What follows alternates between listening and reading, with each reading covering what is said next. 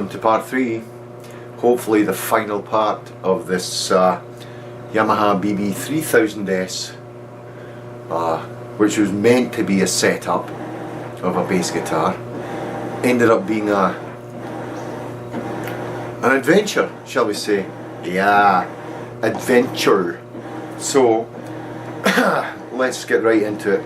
Let's start off where we left off, which is what I can't remember, but you know, it is chronological, so we're gonna pick up where I left off.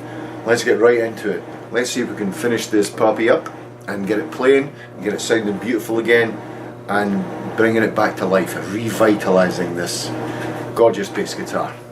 Let's go that way.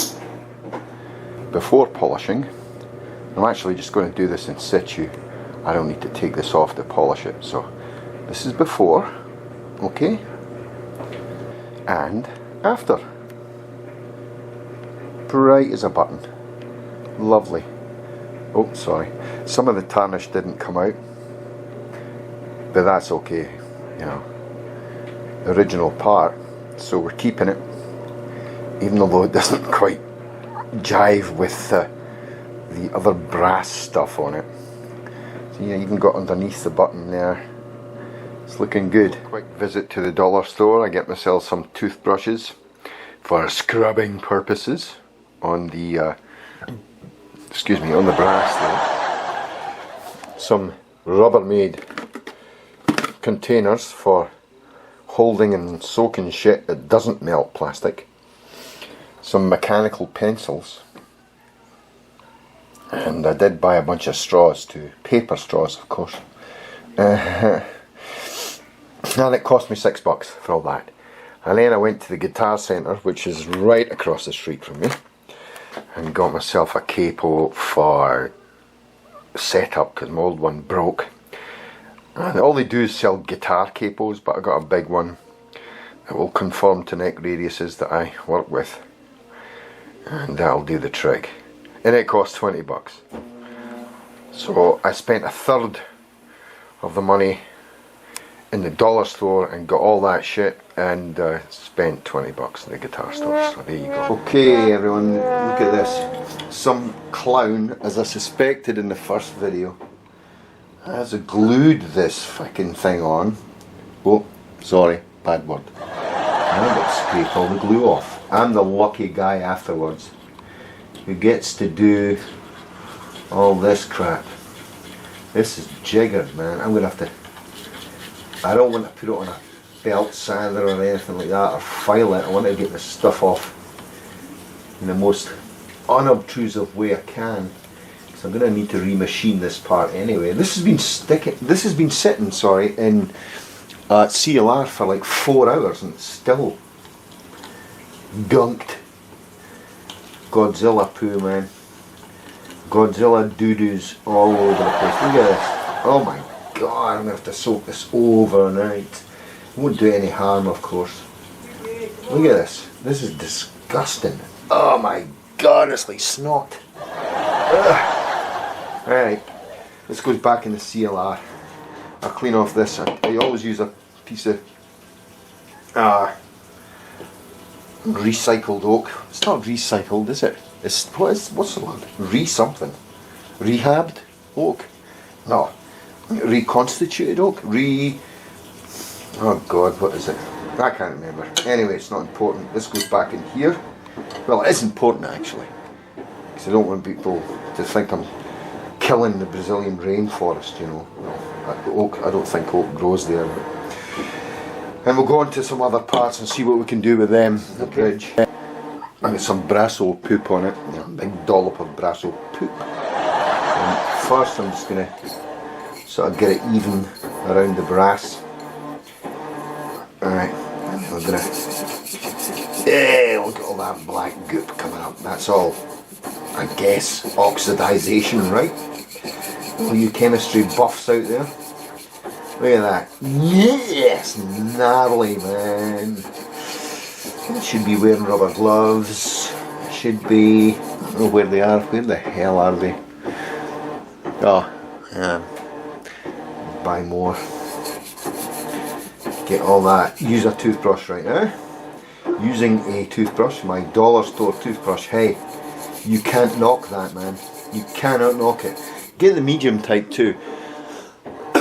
Excuse me, don't get the soft, because soft never did anyone any good at all. You understand what I'm saying? Now when I polish this up, because this has been rough machined, I should see some sort of line sheen happening there. I think you can see that. Look at that. Here comes the sun, little darling. See? And that will polish right up. I'll bet this is pretty good actually. Right? Look at that. It's disgusting. It's disgusting. Right? Put that aside. That'll get cleaned up in a minute. I'm excited to get the buffer on this. You ready? Let's buff this freaker up.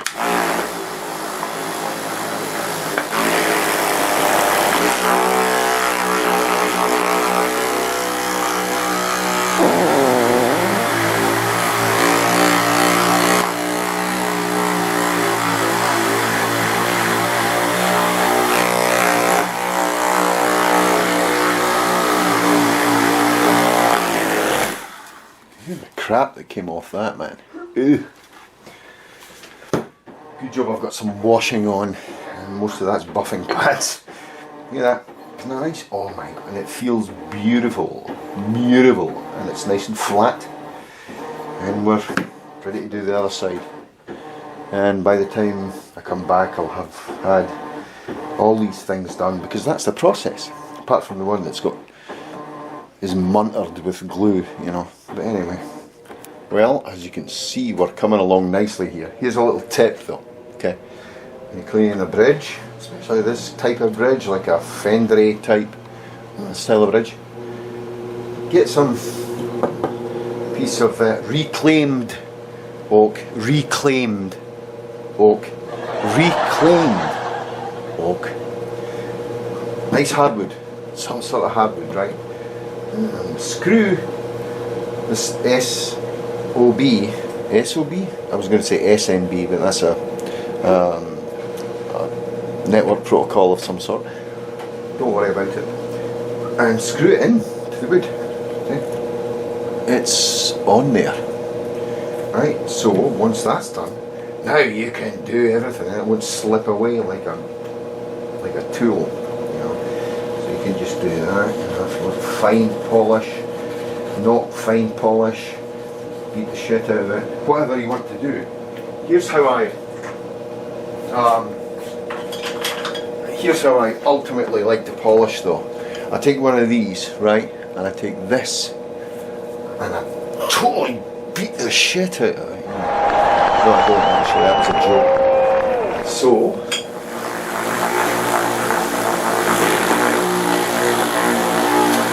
okay, nearly there. Polishing this piece of brass up. Let's see what we got. I'm nearly finished. This buffing pad is full of I guess brass oxide. Let's see. Right. Whoa! Jessop's the Jewelers, hire me. Anyway, there you go.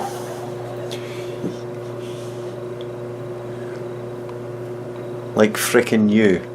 I really don't know how to protect brass, you know. I guess I could put some poly on it or stuff.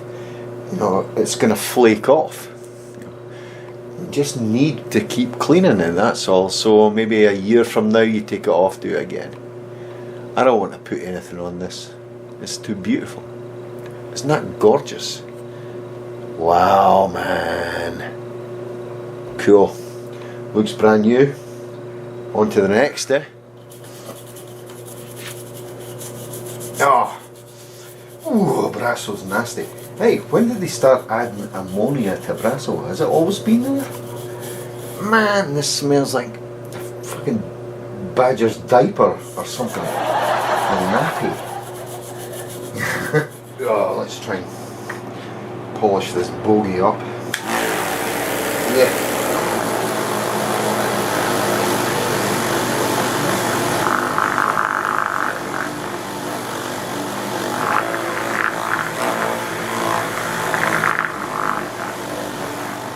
guys, oh my god, I managed to get most of the glue off that some ape put on this. Well, we're all apes, aren't we? Yes. So some well, lower primate put on the back of this pickup plate. I don't know, I mean, come on, there are screw holes in it for a reason, you know. If it doesn't clamp down, fix the screw holes with dowels, for God's sake. Don't glue it down to the body, for, oh my god, man. It's a precision instrument. Oh, these people. Okay, sorry about the noise again, guys. There's a lot of fumes in here. I'm doing some extraction. But my god, this part is jiggered. This is the one that had the like hacksawed out and stuff. Can't repair it. I really can't repair that without getting a custom piece cut. I'm not going to do that. Tells me it wasn't original. I don't know. It's a shame. Yes, the extractor's still on because it stinks in here. It stinks of brass actually. It's agreeable. Agreeable. Okay, the knobs. How am I going to polish them? Well, some you know, polished it up as good as I could with what I have, and then I'm got brasso on there. I've got a little nail on there, and making sure there's no plastic inside there that I can screw up. I'm going to put that on the top of there, you know. Then I'm going to get my buffer. I'm just going to lightly put my finger here so that the knob turns while I'm polishing it. Awesome idea. Just came up with it.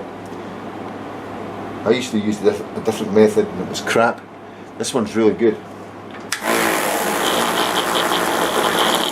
And of course, when you don't have gnarly chemicals on the knobs or any of the brass or metal stuff that you're doing, you can always do this. Attention.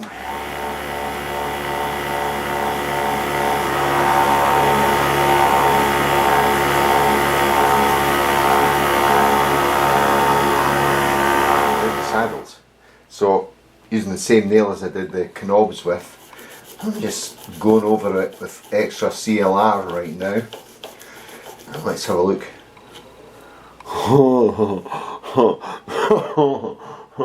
Mongol-like. I shouldn't do that, boys. Take the artificial steel wool, go over that, spin it around, go over there, turn around, put it down there, boy. Oh, you're gonna put it down there, I'll tell you, boy. And then spin that around, and then go in here. And that's the way you do it. Oh yeah. Okay, so here we are. Oh, just got a delivery from Stu Hack.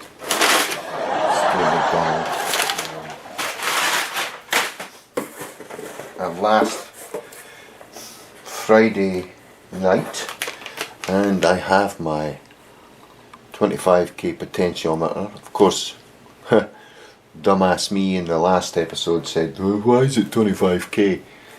Because it's for an active bass, right? Need lower impedance for that. Okay. Oh, and this little puppy here.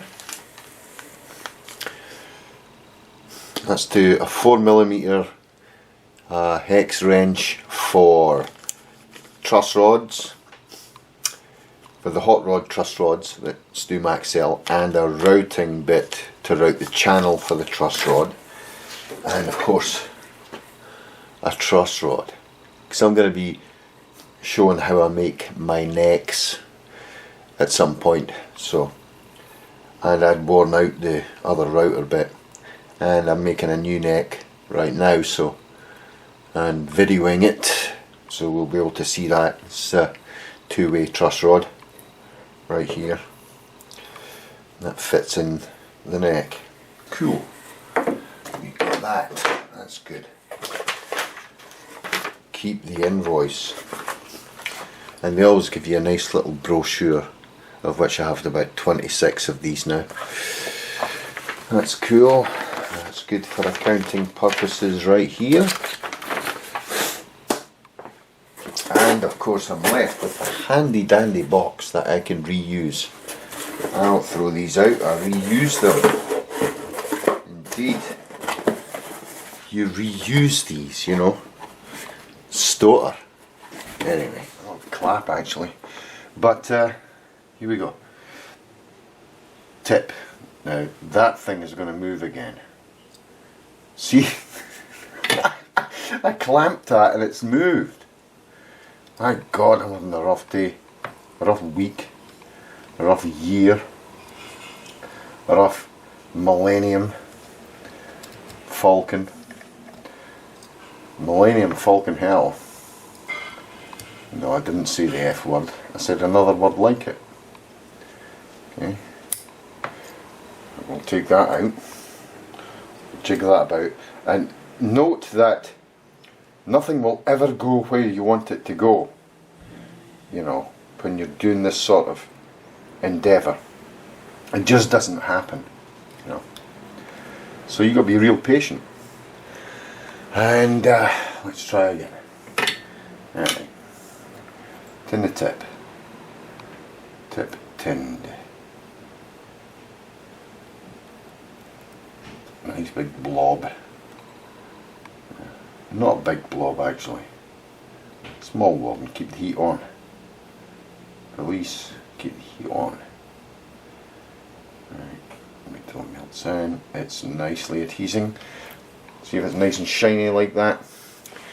Got a fairly good joint there, right? Now into the lug here. Should be preheated, really, shouldn't it? And through the lug like so. Now we have a connection, and now we can move on from this assness. Okay, so we're at the part where I'm doing this little ground soldering here.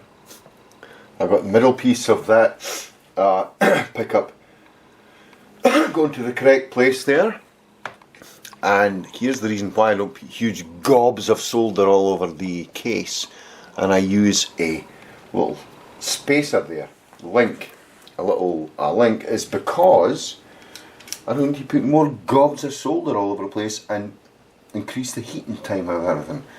I should just need to tin the tip somewhat. And can you see that? You want to see this? Should have come in from there or here, so you can see. Let's try this. Alright, and then dab this here. That's all I should need to do. It's grounded. You know, I mean, why spend time risking dry solder joints? That's what I say. Anyway, let's have a quick look at that. Let's put my light on. Yeah, that looks good. Well, I don't know if you can see this, but somebody has definitely been in here. I knew that before, but this isn't the orthodox way to solder a capacitor to the tone pot. You know, check this out. Awesome. Yeah, well, you're gonna have to redo that probably. Alright, so I got all the control pots nipped up. Man, there's a little hole here, I'll show you later, that really annoys me. I don't know if I should do anything. Actually, you know, I bought it like this, so I'm going to leave it there right now. I might repair it later. It's a very, I think it was for one of the dial indicators, but I got them nipped up. Yeah, I bought it, like I said, in 1990, it was 94 or 96 I bought this from a pawn shop. I'd just come to the United States, I'd just immigrated, and I left everything. I left my bases in Scotland, I left absolutely everything to start a new life here. And I left everything, including a fine woman who I'm happy to say I'm still great friends with. And she's doing good. She's doing okay. She's got family and everything now. And that is so awesome. Great girl. Shout out to Alison. Hope you're doing okay still. We keep in touch often over Facebook. That's the good thing about Facebook, is apart from all the crap that you get on there, that you can keep in touch with people. And you can do what matters, you know. That's a good thing. That's always a good thing, to keep in touch. Okay, I've decided not to shield this. I'm going to go over it with some new conductive paint. And then, but first I want to check do the electronics work, okay? And now is the moment of truth. I've got all the pots turned to 0, so I should have nothing. Okay, tone. This is tone pot, and this is 2 volumes, 1 tone. Okay, should have nothing. Okay, back off. Bridge, pickup. It's alive! It's alive! Right, so here we go. Okay, back off. Nothing. Oh, here's the new pot. Neck pickups, P-bass pickups. Yeah. Okay, it's working. If you've been following this series, you know that they weren't. Back off. Nothing, nothing. Okay. Tone full up. Both pickups full up. Tone full down. I have a feeling that tone pot is not working correctly, but I'll have to string it up to find out, right? And that's okay, because I have 4 more 25k pots coming, okay?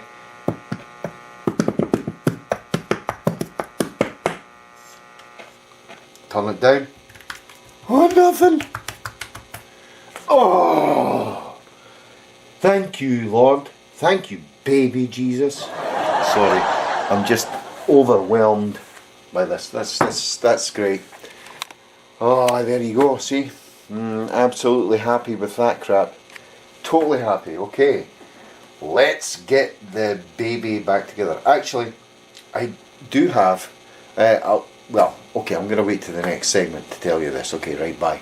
Well, I told you I was going to tell you something. Right, okay, I was going to assemble it again, but I have something really cool coming.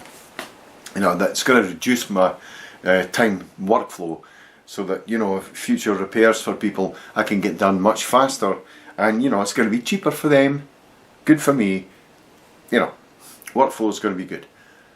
This is what I'm getting, is going to be an ultrasonic bath. Not for me, although, ooh, it might be a bit sexy, but, you know, I'm going to, you know, ultrasonic bath, put your jewellery in and your brass objects and all that stuff, and you a little bit of cleaning fluid in there. The ultrasonic goes through it, it cleans it up really well. So I'm going to put probably all the hardware in there. You know, I'm not sure. I might just assemble it because I'm so excited. Or should I wait? I should wait. But, you know, I cleaned the saddles the other day, and you can see that they're starting to tarnish again. So I'm going to have to put protective coat of something on these little buggers. That's about 6 days ago I did them, remember? So, yeah. Anyway, onwards and upwards, eh?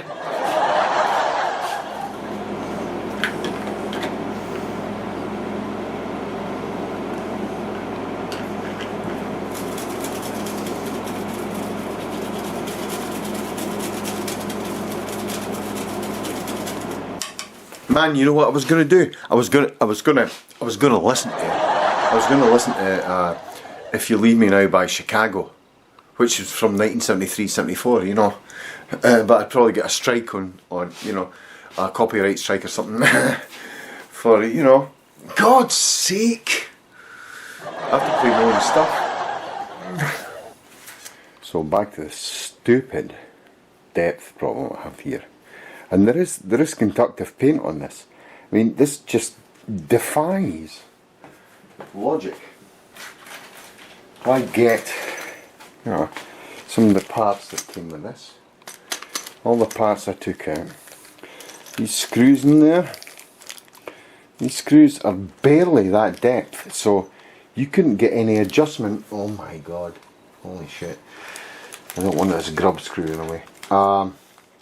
So even if you did put that screw in, you know, you would barely get it to stick in there, and there's no inserts or nothing. So rather than make a template and route out that shape to place in there, I'm going to put struts across here. Okay, this is an inch deep, 1.1 as you saw in the last vid.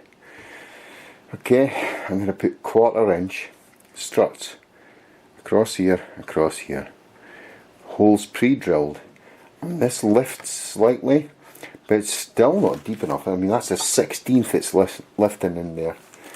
That's still not enough. So I'm going to glue in some inserts in there, and then use these bad boys, springs, and I can cut them to size, and I'm finishing them off flat at the top just by bending them, you know. Then shield it. Crazy. I don't know what the hell happened to this guitar.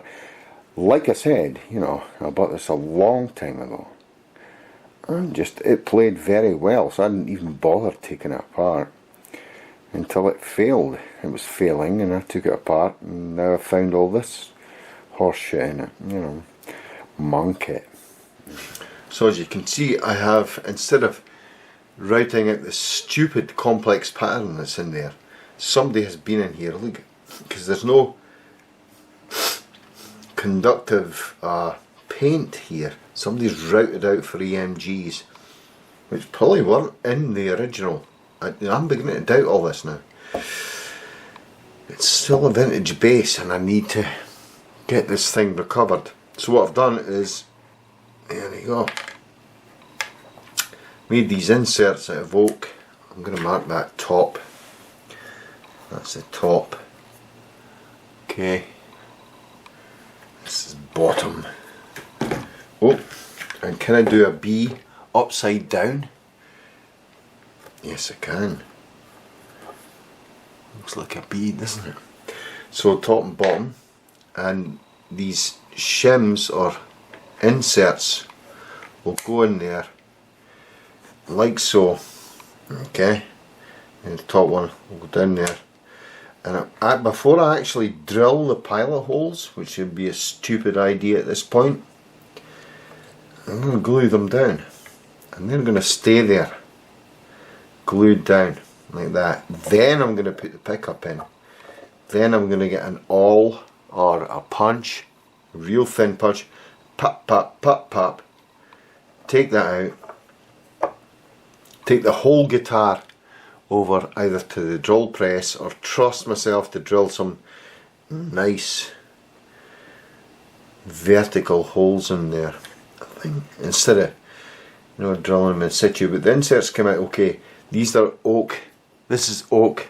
You know, I work with repurposed, not recycled, repurposed oak to get these things. And look at this. I mean, the route isn't even straight, man. What's going on with this? And I'll tell you, if you've seen my videos on YouTube from maybe 14, 15 years ago, I used to play this bass all the time. In fact, I want to give a big shout out to Nick Smith, Dr. Bass, the Englishman who, alongside me really, in the late 90s started putting out sound samples and stuff on the internet of the JD Supernatural Classic. So Nick, I'm totally chuffed that you're still going, man, and you look like you're having a ball. Yes, alright for some, right? No, no problem, man. I love you to bits. I'm so glad you're doing so good. Anyway, back to this bugger. This will have to be glued down. I'm going to have to leave it for tonight. And we'll get on with it, and we'll make all this work. I might even have to do the same thing with this, where I found that, you know, the monkey turd with burnt hair on it, or burnt turd with monkey hair on it. One of the two. Anyway, it was under here. So. Oh my god! Look at this shit. I'm fucking scared to touch it. Sorry, I said the fucking word. I shouldn't say it. I should say the F word, right? But fuck, look at this. Look.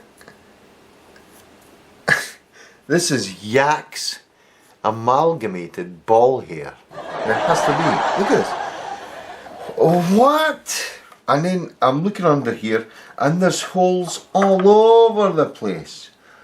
And somebody's really crudely painted over where the original factory. Oh, somebody likes me. Listen. Anyway, the factory coating of conductive paint, and screwed it up. Oh my god. I mean, P-base pickups, I may go like that, right? Well, you know, this, sorry. Look at this. This is freaking awful. I bet you factory ones were like this too. I have to guarantee that, because it can't be any way else. It's just cheers guys, thanks very much. Man, it's late on a Friday night and I'm getting legs. Well, what's not to like, eh? Look at this. I've seen cleaner shavings out of a Ronson electric shaver. You know what I mean? This is ridiculous. Oh my god! I'm going to have to spring this again, but this is the right depth. I'm pretty sure it's the right depth. So let's go and see. Let's go and see. Let's see. Be 0.75 of an inch, please. Oh, it's even better. It's 0.65. That's great. Gives me room. 0.65. Out frickin' way. You go. Yeah. It's 0.65 all the way, really. Which is awesome. Because the profile's kinda narrow on this, so I have to clean all this up. Try again. Yeah. Not too shabby. So this needs nothing except for a little bit of extra shielding, you know, and we can go from there. But this is fucking awful. I mean, I'll put the springs in these pickups, but I can cut them off and shave them down to have a flat top and all that crap. I keep these springs on stock, so in fact I keep everything on stock just in case I need to repair any bass or any guitar, actually, because I do repair them all. And well, I'm utterly speechless. I'm going to have to clean this guitar again. Well, it's my own fault, isn't it? It is. It's my own fault for buying it in the first place. But if I do refurb it, it's worth about $4,000 or $5,000. So yes, let's go for it, shall we? I'm excited today. I'm excited. You know why? Because I'm getting a new toy. I'm getting a new toy. New toy. New toy. You know what the new toy is? It's an ultrasonic cleaner. They've come down in price quite a bit. And the one I ordered was like $84. Which isn't too bad. Oh my god, I should not have done that. Ah, man. Anyway. What a twat. Anyway. I'm not really this happy all the time, you know. I'm not. Greet. You just watch. See what happens. What am I talking about? Irreconcilable damage to the body by not putting inserts in there. I don't want to put inserts in there. I won't do it. I won't. I just won't do it. I won't. Ask anyone. Yeah, that's great. That's going right through to the back of the body. Big holes in the back. I'm just joking. I did measure, you know. I do actually measure stuff. You know. Contrary to popular belief, I do measure. I guess it's because I'm insecure, you know. Only teenage boys will get that, and I'm still a teenager by nature. Even although I don't look it. You know what? You know, women always say that men don't grow up. And you know what? They're absolutely right, and thank the flying spaghetti monster that we don't. You know? I'm so glad that men don't grow up. Because that means we don't have to deal with the grown up crap that women have to deal with, I guess. That's really bad, isn't it? What, am I Victorian or something? God, no. I'm pretty progressive. But not to the point of cancel culture or any of that crap that's going around today. You know, make sure you're good. Make sure your family's good. Make sure your friends around you are good. And you know what? As if by magic, you'll be good. Okay. Alright, moment of truth. Don't put a cheapo battery in your final product, by the way. Just, this is my test one. I should have a real good bench power supply, but I don't. That's okay. It's probably a frivolous thing. Right, we go with my shop amplifier and switch on. That's quiet, that's worrying. Okay, oh no, oh we're good. Oh, praise be the spaghetti monster. Good, we're actually great. Okay, let's get this baby polished up here. I'm still waiting on my ultrasonic cleaner, which should have been here, and we'll do an unboxing of that. It's coming soon. Okay, operating instructions.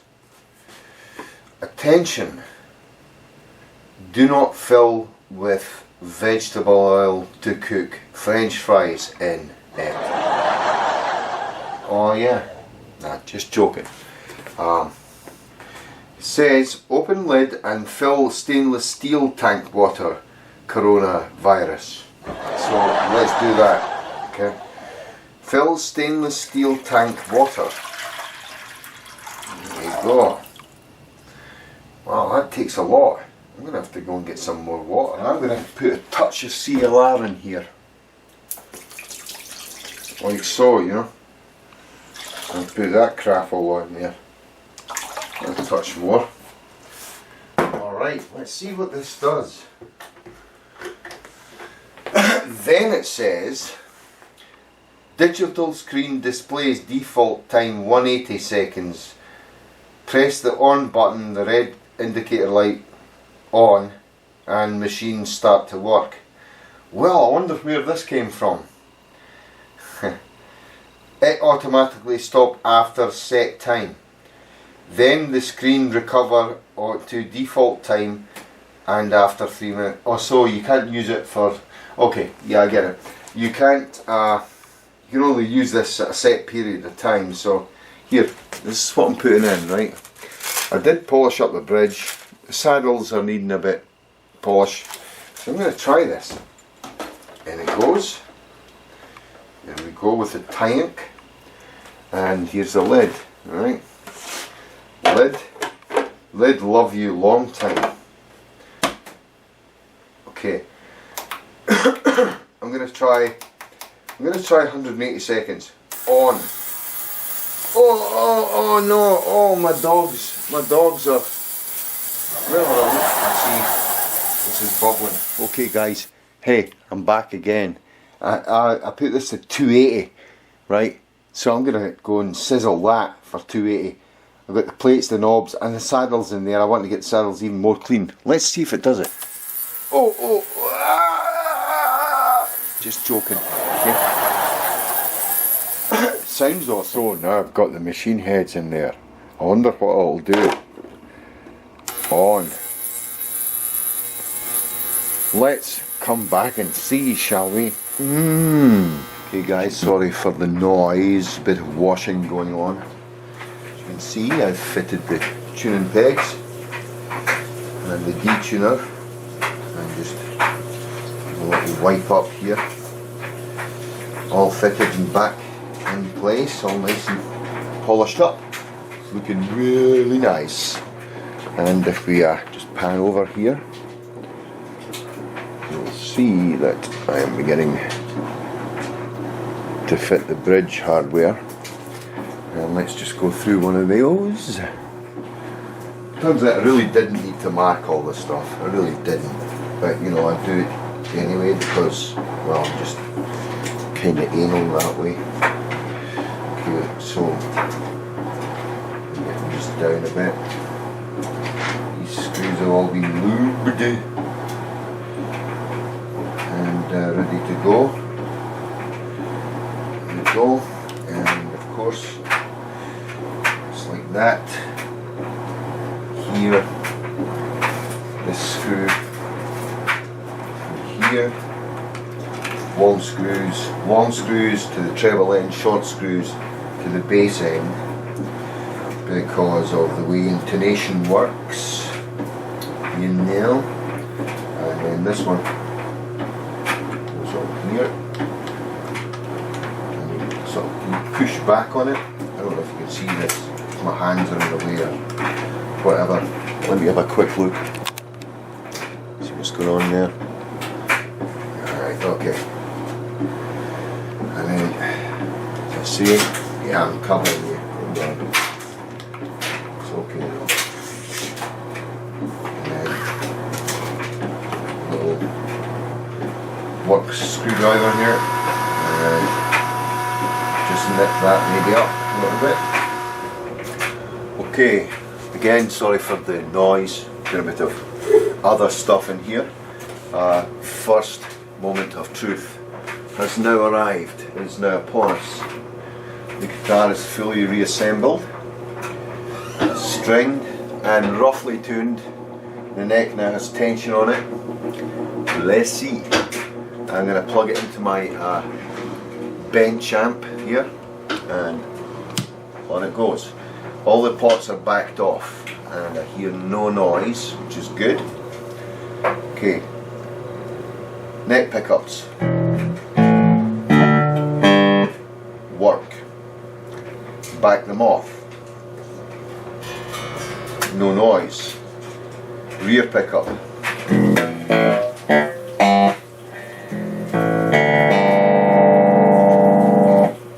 Works. Cool. Okay, now both pickups. Works. Now this is the suspect one, so this is the tone part, let's see. No difference.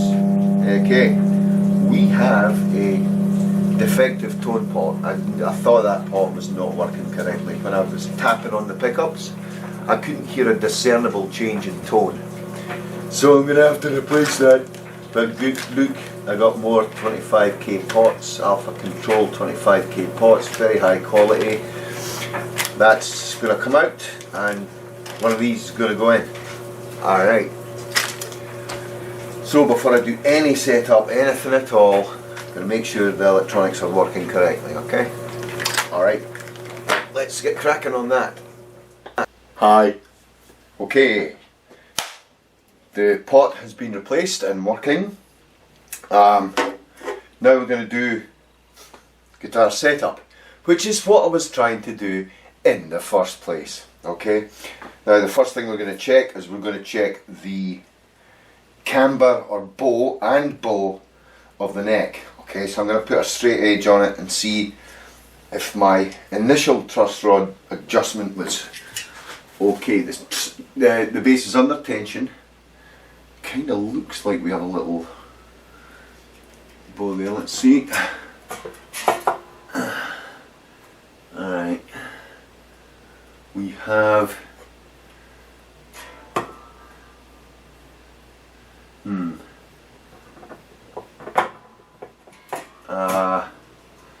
that looks like it's got, let me take a little feeler gauge here, thin one, 0.012, 12 thou.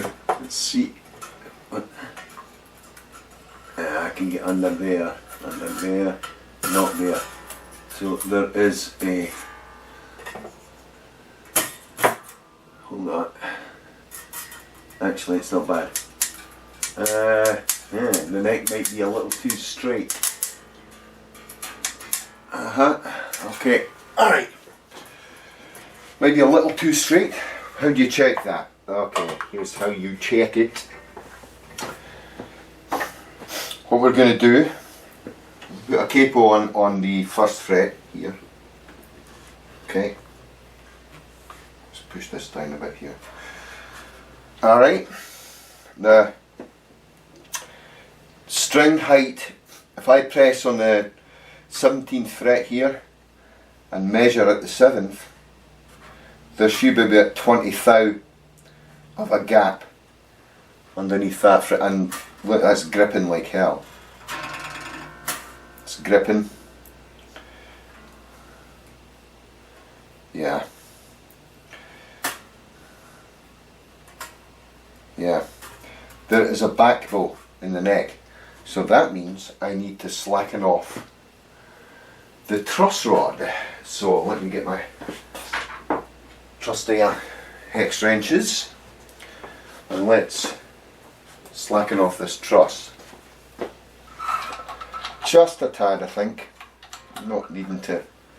And most people say, oh, don't slacken off the truss rod when it's under tension. Well, I say don't tighten the truss rod under tension. It doesn't matter. Most bases can handle it. We've checked that the truss rod is working anyway, so I'm going to do this about a 16th or an 8th of a turn. Hold on.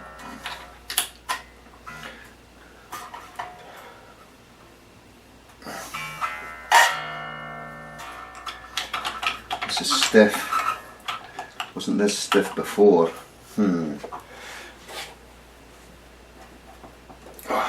Okay, so that's slackened off. Let's see what we got. Oh, that's nice. I think it just needs a little more.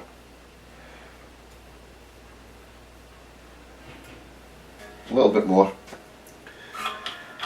We'll slacken it off a little bit, just a tiny bit more. There we go. Actually, that was a bit too much. Tension that a little bit again. Same thing, 17th fret. And we're feeling at the 7th fret here, and there should be about 20 thou. It's got a bar on it. Hold on. That's just gripping that, no more.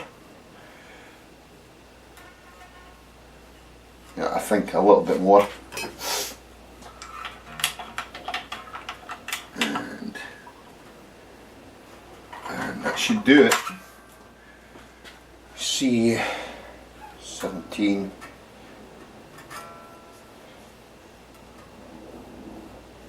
Yeah, that's pretty good.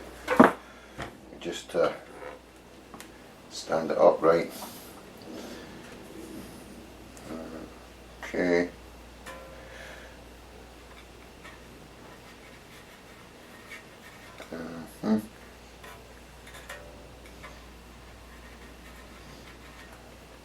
I like that.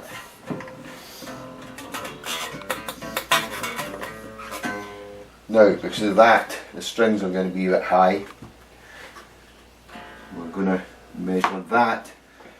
Okay, so the next part we're going to do is measure the string height. Okay, using my handy dandy little rule here, little luthier's rule, I want the string height at around about the 17th fret to be about between 5 and 6/64ths, 5/64ths of course in 3/32, that is. So I'm going to go on the lower side because I like a lower action, 5/64ths. Let's see what it is. I'm betting it's high now because I adjusted the truss rod. Whoa, 8. 8/64. 6. 7/64, and 8/64. Okay, so the strings need to come down. They need to come down.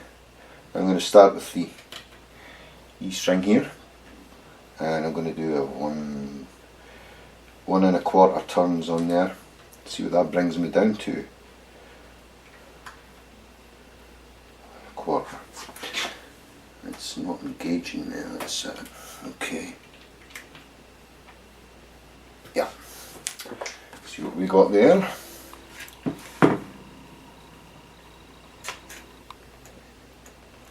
That's 5, 4, 5, 6. Okay. And you come down even more than that.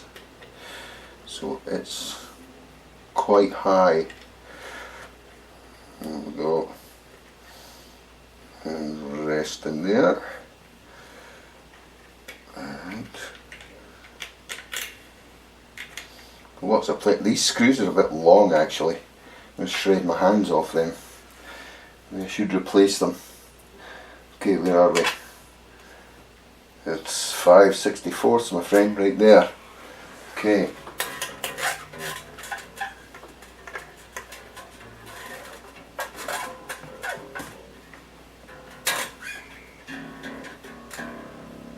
Of course the strings now.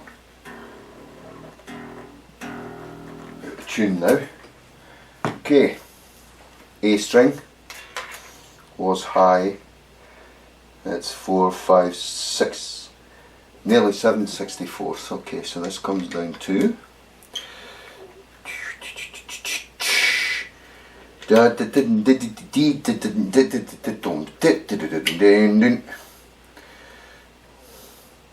and so on, and just bring that down. I got a lot of play in this bridge. It's awesome.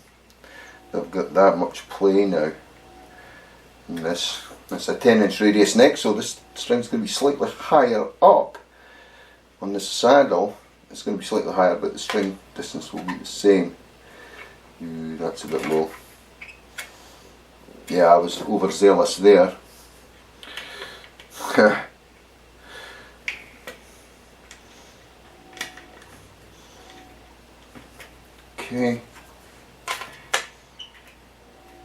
Bang on, 5/64. The D now, which is 4, 5, 6, 7/64. So it comes down as well.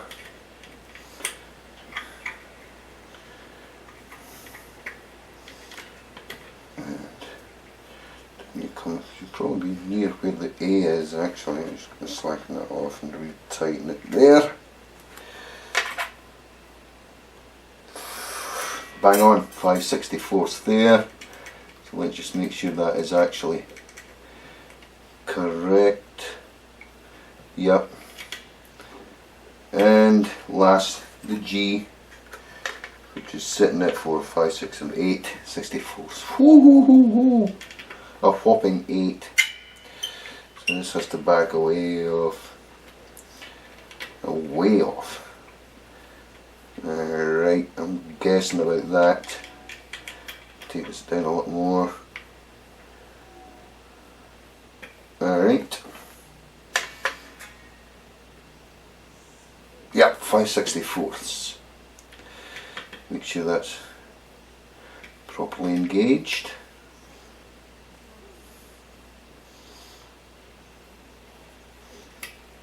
Double check. And we got 5/64, that's us set up. Guitar at the saddle and the bridge side.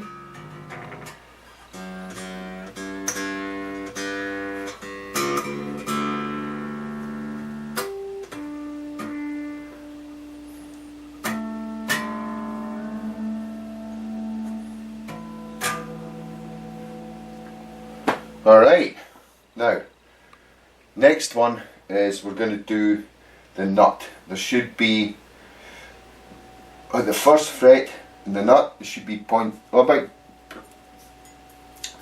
12 thou clearance between the first fret and the strings. Okay, so that's what we're going to do next. Okay, feeler gauges time, and here's that's 0.21. Where's my 12 thou?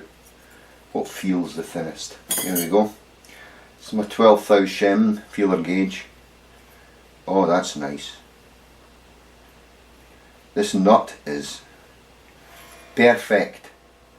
Perfect nut. Now, if it was too low, I'll look at the nut to see if it was too low. And I would have to shim the nut up with a piece of maybe a walnut veneer or something, which I have plenty in stock. If the nut was too, if the string action at the first fret's too high,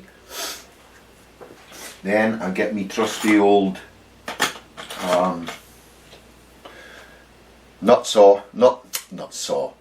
file out and just file away a bit of the nut. That's what I do. But this is perfect. This is absolutely bang on. I can judge that again by, I'll go my 20 thou, and that should not go under at all. Oh, very hard. This is my 12 thou. Yeah, I should be able to play the string and it goes bzzz. Hear that? We're good. Guitar's set up. Let's plug it in and see what sort of noise we get. Alright. Okay. Plugged into my nice benchtop amp. I shall unplug it. Okay. Plug it in. Switch back on again. No noise. And that's all volumes fully up. No hiss, no noise. I've got a fair amount of volume on this, as you can tell. That's the benefits of changing out the electronics, of course. Is everything working? Let's back that off a bit. Okay.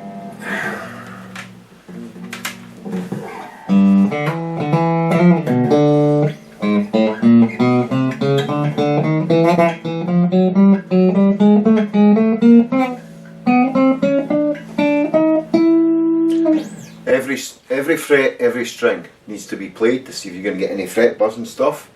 That will tell you if you did a good job on the redressing of the frets. So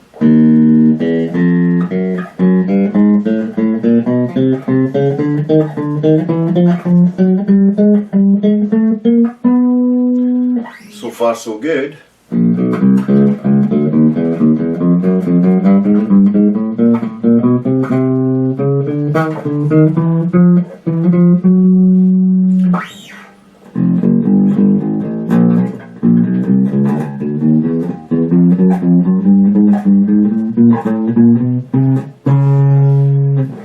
No fret buzz.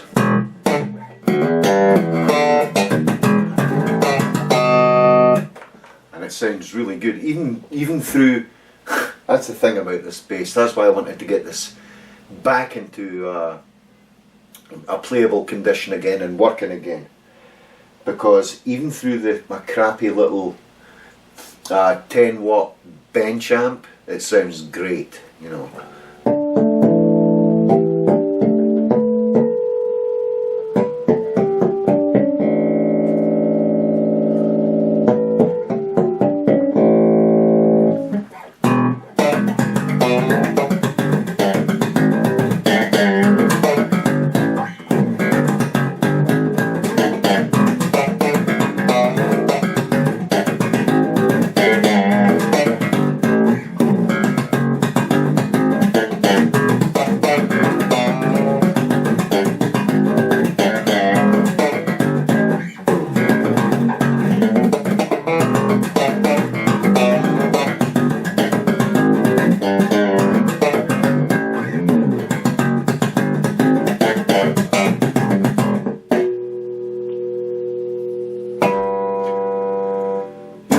forgot to check?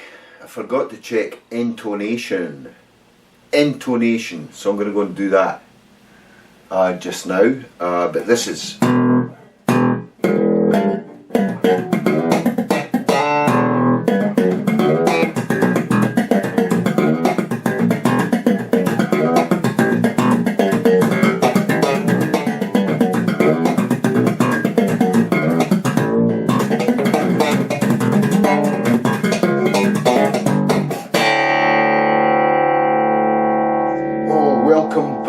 Welcome back, my old friend. Okay, I'm going to check intonation and we'll call it a day on this project.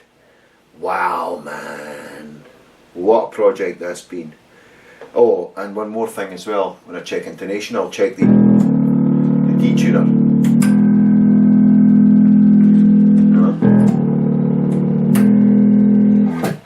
Alright, see ya then.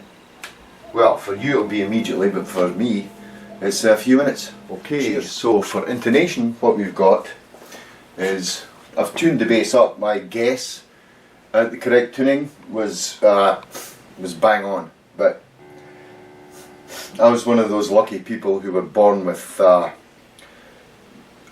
something called pitch perfect. I can tell notes. When I hear notes, I see images in my head. I'm not joking. I can run through a few of them if you like. When I hear E, I see a picture of the Grim Reaper. When I hear G, I see a big fat jolly person. Sorry, what would you say? Not fat, that's not politically correct anymore, is it? A rotund jolly person. That's probably even worse, right? You know, when I hear A, I see a doubtful look on somebody's face. So anyway, ignore that. So my guess is pretty good. The way to measure intonation, okay, is get a tuner. I have a tuner here. I have clip-on tuners as well. They work okay, but this one has a bypass circuit in it. So when I hit the stomp pedal here, it will cut the sound out. So I'm going to go by the tuner. So bump, the tuner goes on. I hit G. I don't know if you can see that there. It's going green, which means I'm in tune there, right? What I do then is I play the 12th fret on the G string, which is an octave higher. And it's very, very slightly sharp. In fact, actually it's not, it's bang on. Look. See? Okay. Now I play the G harmonic, which is you just touch the 12th fret, touch the top of the string, not press it down, play the harmonic.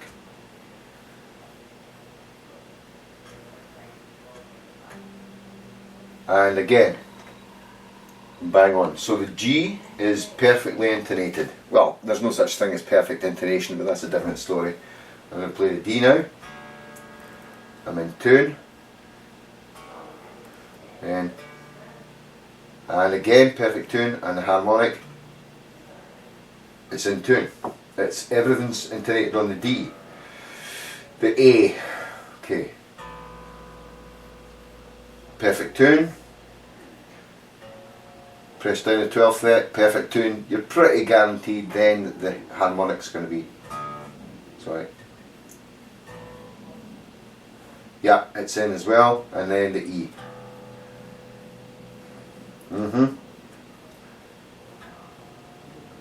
And that's in, I can't set this up perfectly.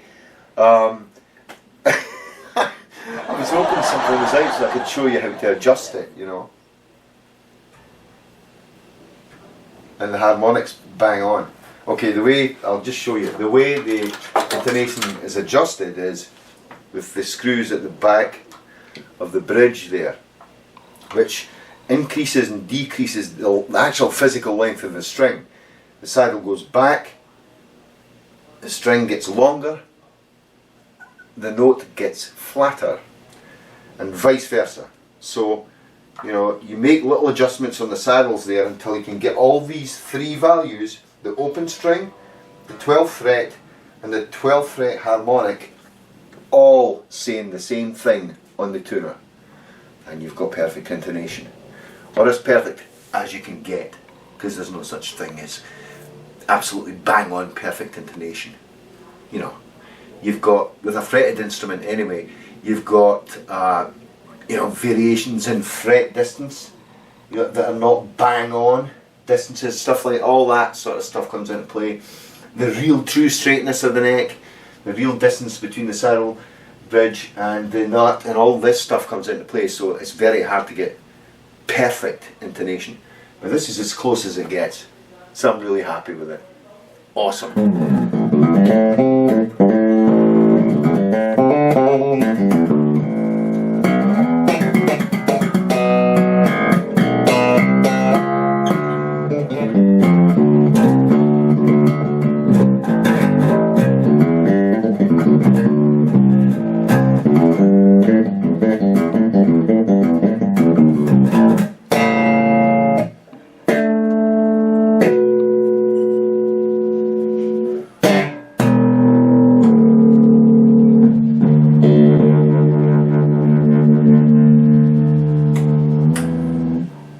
To adjust that a little bit, pull it out slightly. That's bang on.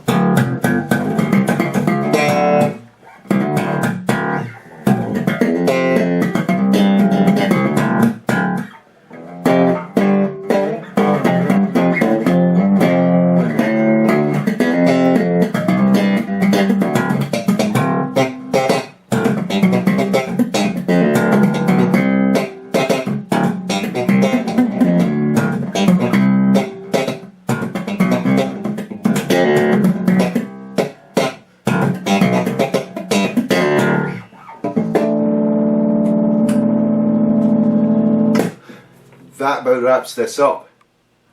It's playing like a demon again. I can't wait to get it through the desk and through my effects loops and all that stuff, all that crazy crapola. I'm probably going to do that later on, but hey, ha! It's alive!